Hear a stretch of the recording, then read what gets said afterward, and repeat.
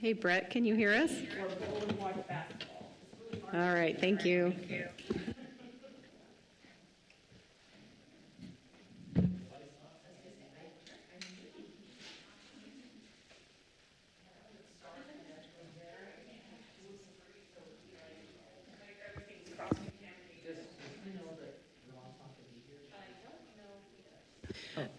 Brett, Ron is not here tonight, so you're going to have to run the meeting from there. Oh, fun. Oh, now you're going to get into position? Well, I gotta see things a little differently now. I can't just be lazy. All right, you get down. Over here, this side. Yeah, he was supposed to get back on Sunday, and he's Still not back. Gosh, you could have rented a car and been home.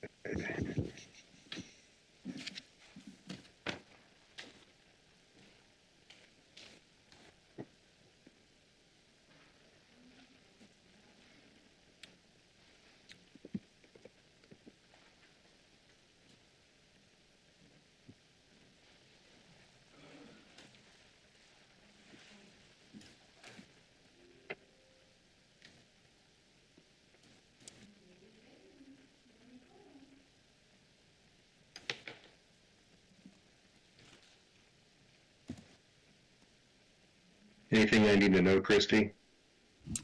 I don't think so. You can go ahead and get started Okay. whenever you need to. Yep.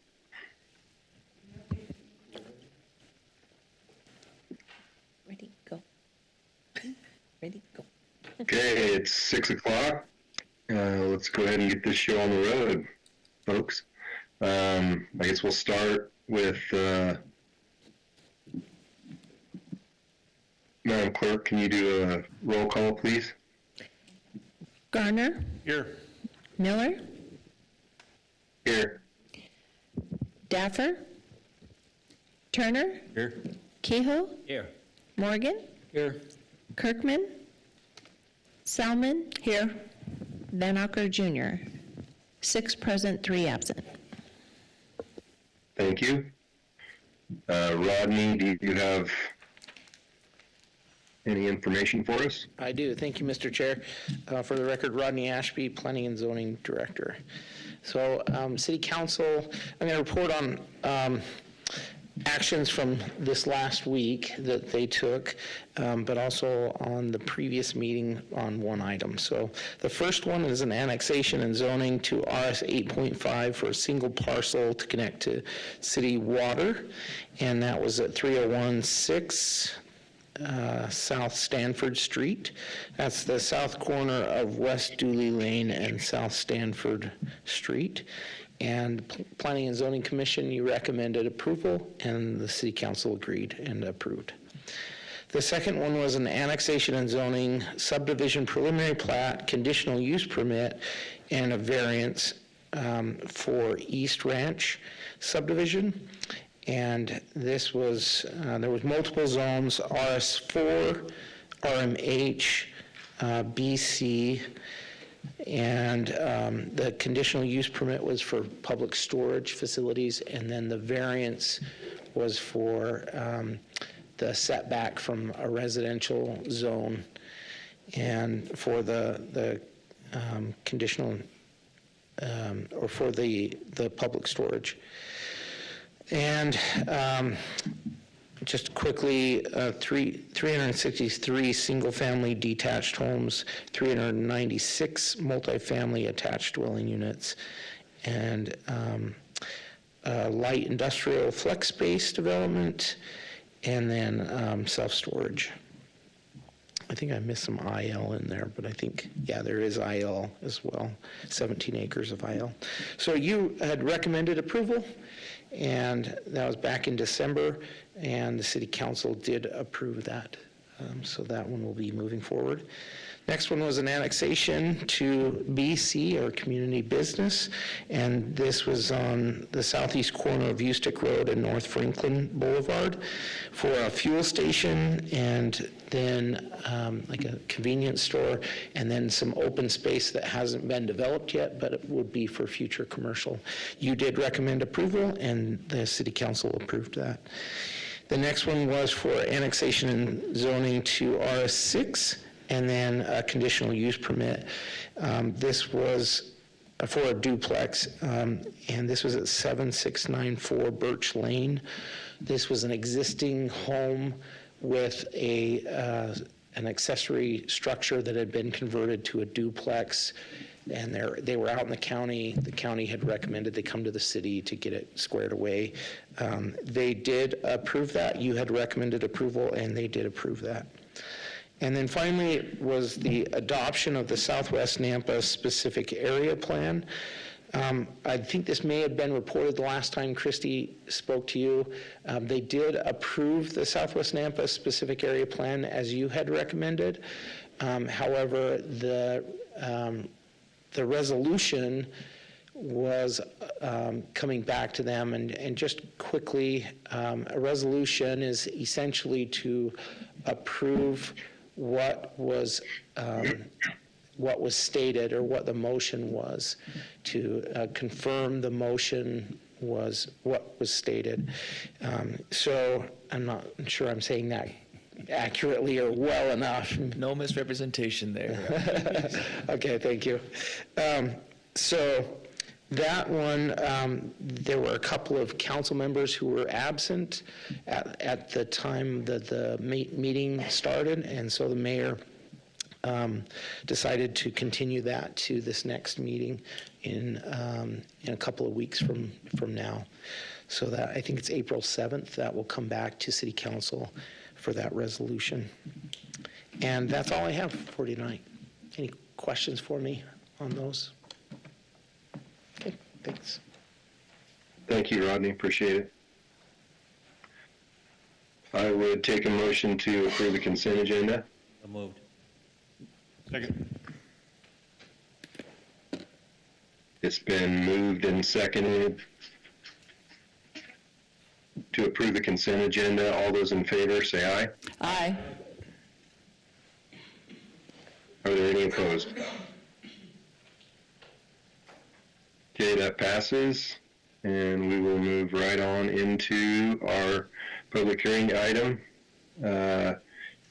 De-annexation of one parcel totaling 3.45 acres addressed as 12246 and 12250 Orchard Avenue in RS6 zoning district. For Michael Whistle, representing Clinton Whistle. Is the applicant available or here? Yes, hello, I am Mike Whistle, representing my brother Clinton, who's the owner of the property. I want to thank the chairman for letting me come and speak. I'm here to request de-annexation of this parcel. It was not ever meant to be annexed in the city. My brother sold the rest of his property, or made a deal to sell it to a developer, Dennis Baker. I think it was back in 2005 when that got annexed with this 3.5 acres got annexed with the rest of the property. And my brother didn't know anything about it until this year when I did some investigating and found out it was, he thought it was in the county, but I found out it was in the city. So it should not have been annexed in the first place, and he didn't know that was, and it was never intended to be sold to the developer at any time. The current developer that is developing on the property is Corey Barton Homes, and we've spoken to him. He does not oppose the de-annexation. He's okay with that. The properties directly to the east and the south are in the county. They're acreages and are in the county now, so it would just be it would add to that. The access, if this was put into the subdivision, currently this property has access. Sorry? I'm sorry? Yeah, it's a ghost. Well, anyway, currently this property has access from Orchard Avenue, as well as 3 other properties that are adjacent to it that use the same lane to get in there. And if, as I read the plat of the subdivision, if it was put in the subdivision, it would, access would be removed from Orchard Avenue, and it'd have to go through the, in through the subdivision, and I don't know if it, and that would impact this property, and and the 2 other additional properties that are there. The other thing is, I don't know, there was some mention about an easement. There is an easement along Orchard Avenue that would remain there and would not be affected if this was put into, back into the county. So that's my reason for the application for de-annexation, those reasons. Can we get your name and address for the record, Oh, yeah, please? my name is Mike Whistle, and I live at 1252 West Lago Bello Drive in Eagle.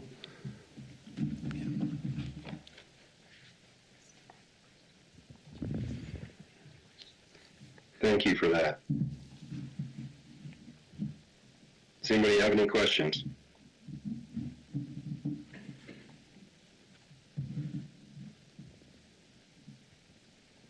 Okay, if we have any, we'll call you back up here in a little bit. Thank you. All right, thank you.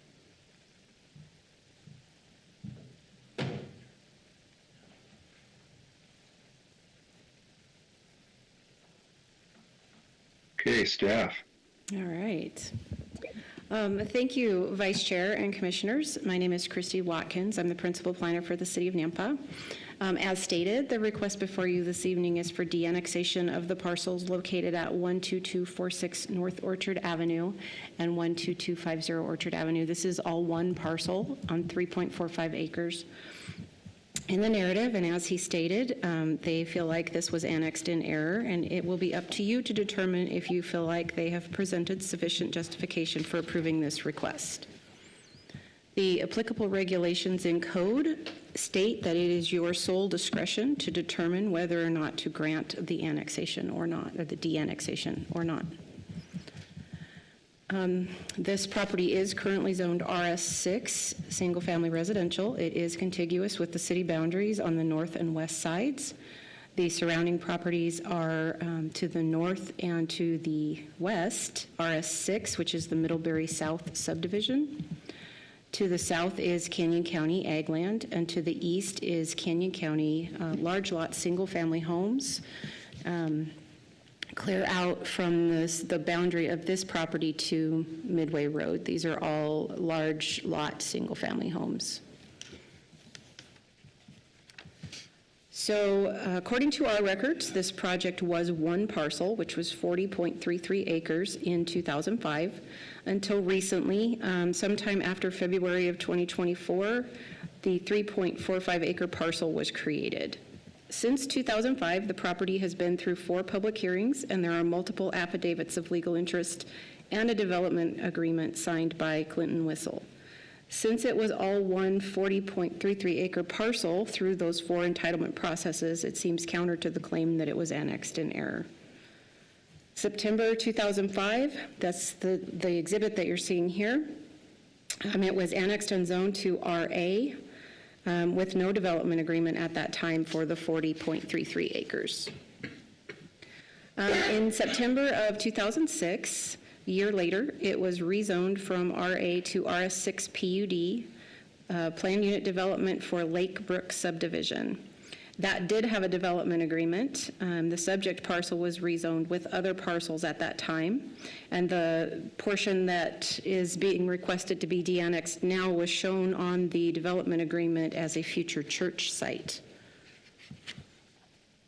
In December of 2020, the Middlebury South subdivision preliminary plat, rezone, and development agreement modification was approved with the development agreement. The subject parcel was rezoned with other parcels as part of the Middlebury South development and shown as existing home to remain. This did include a signed affidavit and a signed development agreement by Clinton Whistle. February 2024, the Middlebury South preliminary plat was reapproved as they had let it expire. There has not been a property boundary adjustment application filed with the city of Nampa, so the 3.45 acres, I do not have record of that split. The correspondence that was received, we received from Canyon County Development Services, the Engineering Department, and the Fire District. The Fire District does not oppose this application because they will provide services regardless of whether or not it's in the city. The Engineering Department opposes this application because it would create future enclaved parcels if the other lots around it develop and annex into the city. Canyon County Development Services has 3 concerns and recommends denial of this request. 1, the division creating the subject parcel does not comply with with county codes regarding the property boundary adjustment or the land division in an agricultural zone or other zones. The property was once a portion of a 40-acre original parcel that was therefore part of an 80-acre original parcel. The divisions and adjustments have been taken to create the 3.45-acre parcel, a 20.94-acre parcel, and a 0.05-acre parcel, and a portion of another parcel that's 19.95 acres. The divisions creating the current configuration of the stated parcels are not in compliance with county codes. Number 2, the 3.45-acre parcel requested to be de-annexed would need to be rezoned to an RR, rural residential zone. The 2030 Canyon County Comprehensive Plan designates this area as agricultural. De-annexation would require a rezone application as well as a comprehensive plan amendment to change the future land use from agricultural to rural residential. The county does not plan to promote residential growth and lot sizes in this area. The comprehensive plan designates the future land use in the property and area as medium density residential, the city's comprehensive plan, as medium density residential, and is adjacent to residential mixed use. Therefore, the 3.45 acre property should remain in the city's jurisdiction where residential uses and growth are planned. The county may accept the de-annexation to a zone if those parcels are merged, and the records show that the city approved the creation of the parcel, which includes the adjusted portions of the other parcels. Number 3, the existing 28-foot wide access easement to the subject parcel through the parcels to the east does not meet county code. The easement must be 60 feet wide unless reduced by the director. The access easement requires a road user's maintenance agreement. The access must be constructed to private road standards and requires a private road name, which will impact the mailing addresses of all other parcels using that same access easement. Compliance with city requirements for a common driveway creates less impact with adjacent parcels. These are the conditions of approval. Should you choose to approve this and Canyon County then accepts it, we would need proof that they then met all of the zoning and lot size requirements for Canyon County. These are your potential motions, and I will stand for any questions. I got one for you, Christy. So, I'm reading that correctly. The only way the county would take it back is if they combine those, the 3.45, the 20.94, and the 0.05, and put it back into one parcel in order to get back to the county zoning. Am I reading that correctly? Yeah, so Commissioner Turner, they have a minimum lot size requirement, and the only way that they would accept it back would be if they met the minimum lot size requirement, so they'd have to merge some parcels back together. Would get rid of the subdivision that's been annexed? Potentially.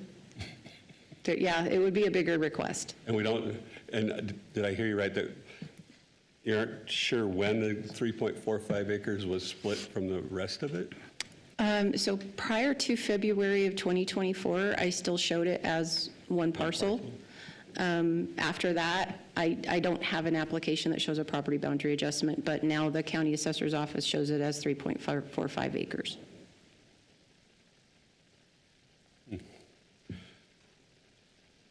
So how does that just magically happen?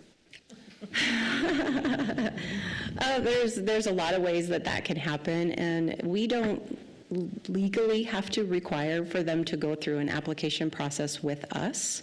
That's just kind of for our record keeping so that we can go back and look at the history on properties. We just recently started requesting that they do property boundary adjustments. I think we've only been doing those applications for about the last 3 or 4 years. Prior to that, we never required an application to come and split a piece of property or adjust a property line.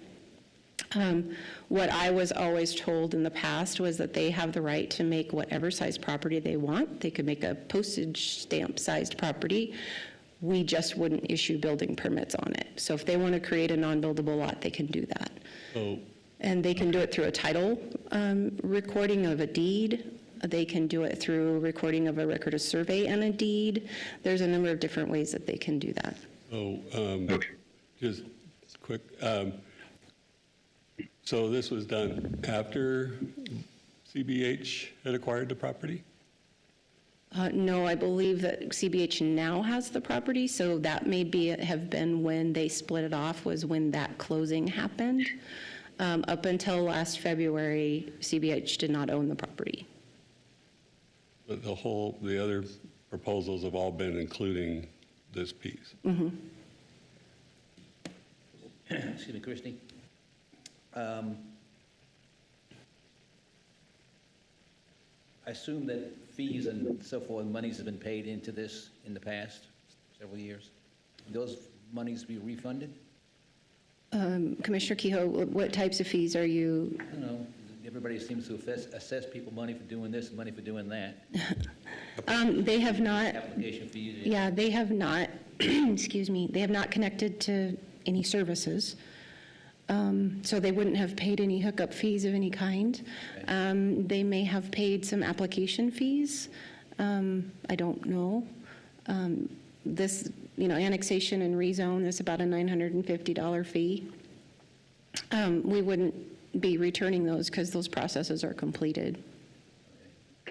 Those would be the only fees I could think of that would be assessed to them. If they paid them, maybe the developer paid them, I don't know. So, Christie, has this CBH subdivision come before us yet? I don't remember. Yeah, so let me go back to, And it was not, this piece of property was not included in their proposal then? it is. So what's in front of you right now is the ordinance from 2020 that was the Middlebury South rezone to RS6 and the development agreement modification. And the property is shown here pretty close to the configuration that it is now, to say that the existing home would remain. And it's got a lot and block, so it was part of the Part of preliminary plat. plat. They could take it out of the final plat, that wouldn't be a problem. We haven't seen the final plat yet. You have not. No, we have not done this one yet. And then the frontage that he was speaking about along Orchard, I think that's Orchard, or is that Flamingo? Yeah, It's Orchard. The frontage, so if you see at the bottom of your screen, there's this black line right here. That is a landscape buffer that is part of that preliminary plat, and that is a parcel. So the parcel comes clear over this way and down, and it encompasses that landscape buffer. So that will still be installed regardless of whether or not this gets de-annexed. That landscape buffer will still get put in, because it's part of the subdivision. Christie, where's the access that they were talking about, the county was talking about, that comes through the other parcels? So there are parcels lined up this way, right here, and there's a shared driveway that comes off of Orchard that accesses all of these parcels here on the east side, plus this house. So they wouldn't have to come in through the subdivision? Yeah, I mean, again, that's up to Canyon County. They said they had to improve that access to a standard width, so I'm not sure. Right. Yeah. But if we allow this to be de-annexed, they've got to take all that back and turn it all back into one parcel to make the county happy, in order for the county to take it back. They're kind of stuck in limbo, aren't they? Well, Yeah. I think I don't necessarily think it's this piece of property, but it's some other portions of the overall project that wouldn't fit within Canyon County's requirements. So they'd have to combine something with something in order to make everything jive. Yeah, the three parcels that the county was calling out was that 3.45, the 2.94, and the .05, so. Yeah, and I think it's the 0.05 that's the big one in question, but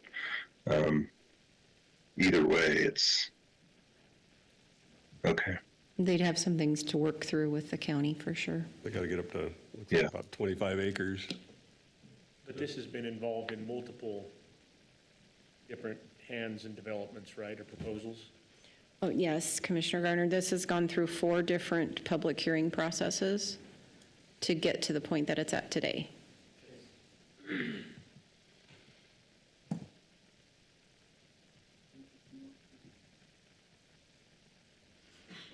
Has anybody expressed any interest in the property if it gets de-annexed, that they want it, they'll do something with it? Commissioner Keough, you'll have to ask the applicant that. I'm not aware. I haven't talked to anybody about it. You don't, okay. CBH hadn't come Yeah, in we and can- say, what if, or, No. We can ask when he comes back up. Any other questions? Nope. Okay, thank you, Christy.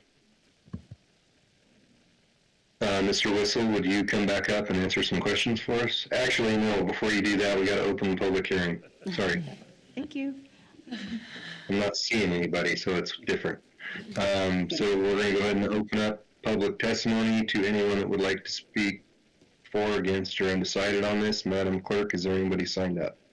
Mr. Vice Chair, we have no one pre-signed up to speak on this item. Okay. Is there anyone in attendance that would like to speak for, against, or undecided on this item? Mr. Vice Chair, I make a motion, we close the public hearing.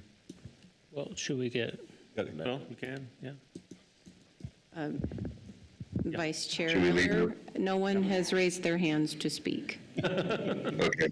So should we close public hearing, or should we just allow Mr. Whistle to come back up Yeah. open? We missed it. Okay.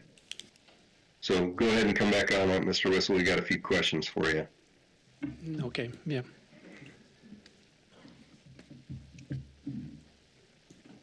Okay, who's first? you are, Brett? Okay.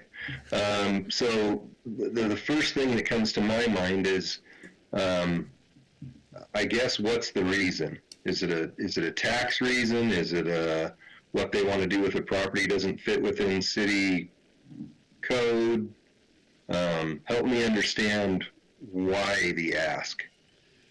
Okay, well, in addition to the existing home, there's also a 40 by 60 building there and some grain silos, and what I'm doing is growing barley on another property, bringing it in there, cleaning it and malting it, selling it to some of that malted barley to a brewer in Nampa, and then intending to use some of the malted grains and other grains to make distilled spirits.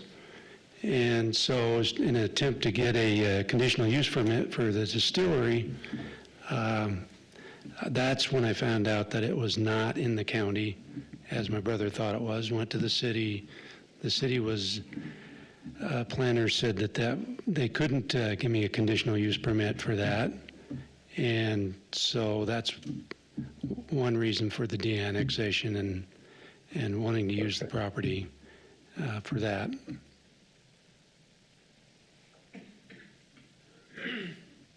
Okay, so to me, that makes a little more sense. Yeah. Do you understand, what the county has said is required of you to, I guess the hoops that you'll have to jump through with them in order to make this happen if this does get approved? Yeah, I haven't been able to have a meeting with the county. I've tried a couple times, and they told me I need to go to the city. And so I haven't been able to get any information from them or have any kind of a meeting to find out what would be required. Okay.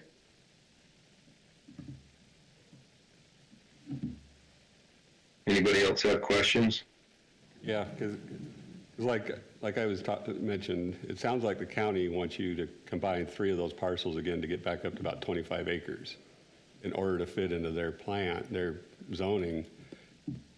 That would probably convince CBH to no longer want this piece of property for a development if you're going to take 25 acres out of it. Right, I yeah. mean, if it's 40 acres and you take 25, that doesn't leave them enough to build on. So my concern is, at this point, I think you probably need to somehow get a hold of the county and ask them exactly what do I need to do in order to cut this out so I can continue to use this as farm property and keep it in the county. Right. What do I have to do? And then go back to CBH and see if they're still willing to, because have they closed on that property, CBH? I believe they did just within the past So month or so. So they don't have to give up any of that property. Right. So I think maybe we're a little ahead of the game here with trying to get this until, because right now, if the city and county are both saying leave it where it's at, because the county says it won't fit into their plan. So I think if we were either approve it or deny it, you're still going to have to go fight with the county and then go back to CBH and see if he's willing to sell back however much you need. But it looks like it's about 25 acres, which, like I say, he's not going to probably want to build on just 15 of it. I mean, that's a lot of expense for that few of homes, but Yeah, that's kind of my thought is maybe we're a little bit too premature on trying to make a decision because you still got too many things in the air that you've got to get figured out with the county in order to for them to take you back. yeah, So, yeah. just my thought, but so I don't know. It sounds like you've got some things got to get figured out with a couple of parties before. So Christie or Rodney, is there a way that we can, I guess, direct him who to talk to and maybe how to get a little help so there's a little more clarity in what exactly the county, I mean, because I understand to a point, but it's still kind of vague. Yeah, thank you, Vice Chairman. The note or the comment letter that was sent from the county that is attached in the staff report has Dan Lister's contact information. He's the one that wrote the letter. And so he would be knowledgeable about this request, and he'd probably be the right one to talk to. And Mr. Chair, this is Rodney. If they're having trouble getting a hold of him, I'd be happy to reach out directly to Dan and make sure that they get connected. Could we possibly table this then until a couple weeks down the road, until maybe you guys can work together with him and the county and see what would need to be done, see if it's even an option that would be able, and then he doesn't have to redo all this, we can just table it for now? Could we do that? Absolutely. There's several options. You can continue the public hearing, which we've done in the past. You can close the public hearing and table it until we provide you information back. But if you do that, if you close the public hearing, then you're not going to be able to have the applicant speak to it unless you open another public hearing. So that would have to be advertised. And We'd have to advertise it, so if we just left the public hearing open and tabled it for, or continue it for maybe the next meeting or the meeting after. I guess I need to get some clarification from our attorney. It depends. We've received a little different views on this over the years from different attorneys. So. Yeah, there's two different camps on that for continuing it. One can be maybe an abundance of caution to renotice it to the public.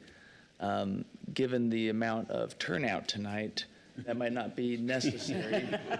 So both options, as I've investigated, are viable. One is more conservative to then notice it up. But if you were just to continue the public hearing, we would not necessarily have to publish notice again for that, and you could keep it open. Notice is in the minutes for this meeting, basically, right? Yep, pick a date certain. So I guess, let me ask this, are we expecting the county to say something different than what they've already said? Well, my thought is he needs to get better clarification on exactly what the county's wanting, and from what I'm looking at, it's 25 acres out of 40, and if that's the case, I don't see Corey wanting to build on it, and so then does he have to buy the whole thing back from Corey? I mean, there's some things that are gonna have to get worked out there to see if it's even feasible to continue to do what he wants to do. And he's got to get clarification, I think, from the county to exactly how much of this does he have to take back to make one solid parcel to make it big enough to fit, and then go to Corey to see if Corey's willing to sell that much or not. Well, let me ask, since we've got the applicant standing here for questions, if the county doesn't budge on these requirements, would buying back that property even be an option for you? I think it's doubtful, you know. Without talking to my brother, I just don't. I think it's doubtful he'd want to go that route, but.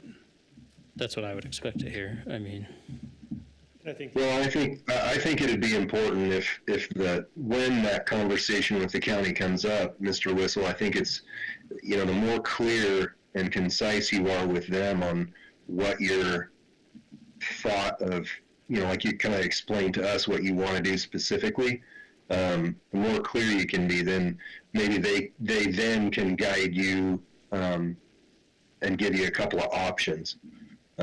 Because I don't necessarily think that it's cut and dry, black and white, this or that.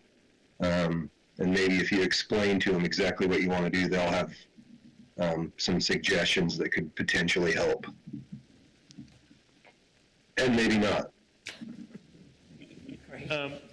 Mr. Vice Chair, Yeah. so I feel, so this is we would normally deliberate after we close the public hearing, but if we're not doing that, the other thing is so they've said that, like, the widening of that access road would have to go from 28 to 60 feet unless it was accepted by the director, which they're already saying they don't want to do this. So what's the chances that even if they did buy all the property back, he's going to give them the approval to go with a 28-foot road? The other thing is that in the long run, even if we did de-annex it, we're allowing it to be de-annexed so that he can come with us for a conditional use permit to put in a distillery. Not which to us. is not, huh? Not to us. No, Not to us. Yeah. But if we look at our land use maps, both the county and the city, it doesn't fit with either one of those as far as I can tell. As far as a use to go in that area. The way I read the county's response is they won't even take it back at the 3.5 acres. Right, correct. So I think for me, there's just a lot of hurdles that are, you know, that would have to be cleared here that don't seem likely, plus the fact that it doesn't seem to fit in the area that they're proposing to put a distillery in. And so for those reasons, I think that I would vote to not approve. I'm not so sure he wants to do a distillery. He just cleaning his hops and stuff there, right? Well, that's what I'm doing now, but I want to. Want to put it as distillery? Yeah. Okay, I missed that. Sorry. Yeah. So anyway, those are just my thoughts. That's where I'm thinking that even if it still doesn't seem to fit in this area. Mr. Chair, Yes. this is Rodney. I would agree. I think if a CUP were sought after at the county, then our obligation as staff is to look at our comprehensive plan and say, is a distillery in accordance with our comprehensive plan? And then our comments back to them, because they are required by our joint powers agreement to seek our direction or our comments, then our comments back to them would be, this is not in compliance with our comprehensive plan. A distillery is not in compliance with our comprehensive plan, so we would recommend denial of that. So yes, I would agree. I think that from the city's perspective, that's not the appropriate use. And so I just want to make that clear, that we would be contacted for that CUP and then asked for comment, and that would be our response. We have to fall back on our comprehensive plan. Okay. And this 28-foot to 60-foot wide increase, based on what I'm looking at, looks like that would have to be entirely on those other three properties. Is that, since that landscape buffer that Christy was talking about comes all the way to the edge of the property we're talking about, we have to be on the outside of that, at least for a portion of it. They can maybe turn back in, but Yeah, if you do the landscaping all the way like it's pictured, that's true.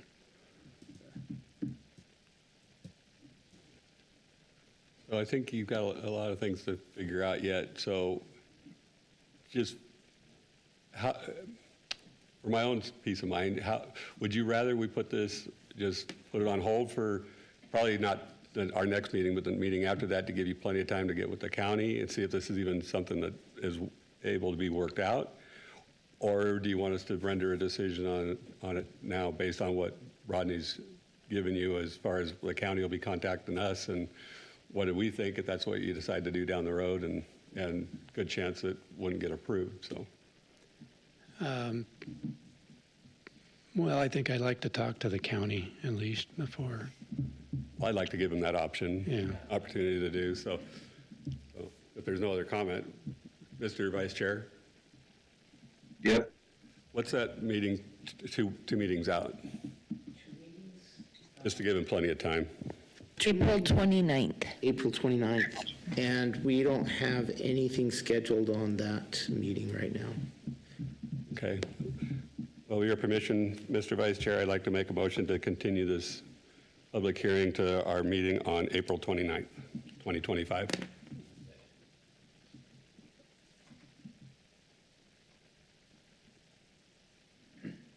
Need any more than that? Okay, nope, that works. It's been moved. Do we have a second? Yeah, Steve. Steve seconded it. Okay. It's been moved and seconded to continue this meeting to the April 29th meeting. Do all those in favor say aye? Aye. Any opposed? Okay, Mr. Whistle, we'll wait to hear from you to that point, and hopefully you can get some things talked to with the county and we can figure exactly what's going to happen. Okay, thank you, Mr. Chairman. Thank you.